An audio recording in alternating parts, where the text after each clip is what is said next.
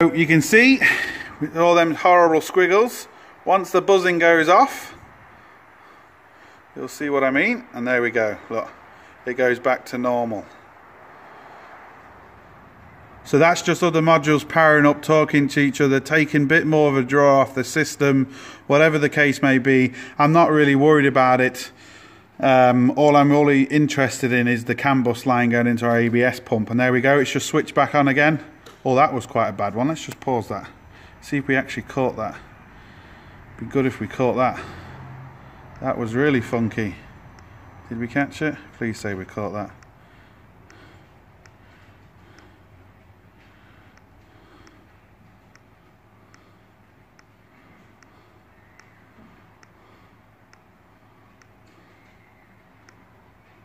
Was that it there? Yeah, I think that was it. Number 13. Just remember that?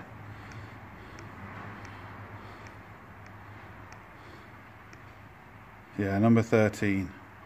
That was a really... Look at that. But again, ones and zeros, people. Ones and zeros. Just remember that. I wouldn't worry about it. Not in this case. People always say to me, why do you use specialist tools? Specialist tools are too expensive, and I always get into grief for using specialist tools, and then people say, well, we don't have that, so we can't do it. Well, that sounds like a YP problem, your problem. I use specialist tools for a reason. One, it makes your life easier, and two, it doesn't do damage. The camera's not really showing this, but this filter housing has been damaged all the way along, because obviously someone's been ramming in a screwdriver and trying to spin this and hit this, which is just not right. This is the specialist tool for the job. This is made by Facom, but that's by the by. And even putting this on, which is designed for it, it doesn't go on all the way. Look at that, because there's that much damage, it doesn't go on. So I'm gonna have to kind of, oh, there we go, it's kind of gone on.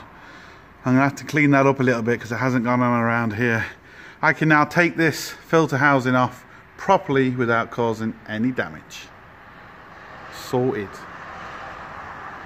Starting to see signs I don't like. I can see that the timing case cover at the top has been broke. I can also see, which you maybe can't quite see on camera, this says Ford on it.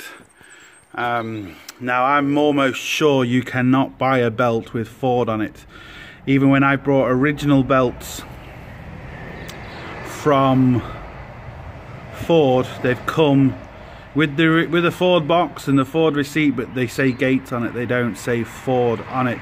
I can see some timing marks there, but again, that doesn't mean anything. This is done 300,000 kilometers, and yeah, I've never seen, I could be wrong. I have spoke to a guy, Mark, who is in Ford and has worked for Ford for a long time, and he's never seen it, and he works in a Ford main dealer. So unless any of you guys out there have seen it, I haven't and he hasn't, let me know. But it's not looking good. Why would that be broken off? Has someone been at this before? I've got a second-hand start motor for you. Quickly wants me to stick it on. It's only 3 bolts. Not going to show you how to stick it on because it's just 3 bolts. Right, I was just fitting my piggyback leads, my Pico piggyback leads for the bottom crankshaft sensor, and I was looking over here at the exhaust. I just happened to notice you start seeing this coming out of an exhaust oil. Do you really have to keep diagnosing?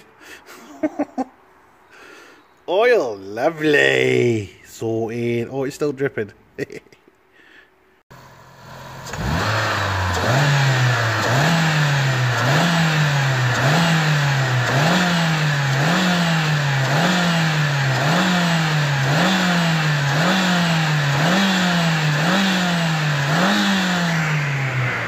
Okay, as you can see, we've struck oil. Well, no, unfortunately, we haven't struck oil. Right, can anyone tell me what is wrong? We have a diesel car here, and no, we're not in a nightclub. Pump it out. I think the sun's getting this. Look at that. Look very. Yeah. Sorted.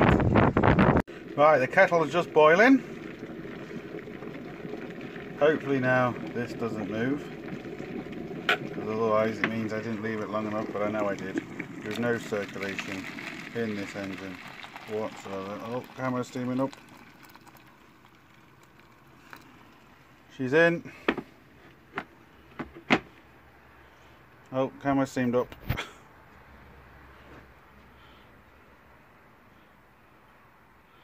And it's not budging. It is not opening. Well, that is great. That's 100 degrees water. That should open. And let me take it out. Nope. Right, so as we can see, we've got the red channel at the top, which is our battery, which is essentially our relative compression test. And as you can see, there's just nothing. But we knew that from the detect scope anyway. So what I've quickly done here, we'll just zoom into this here. This is our cam and crank. Right, good news, people.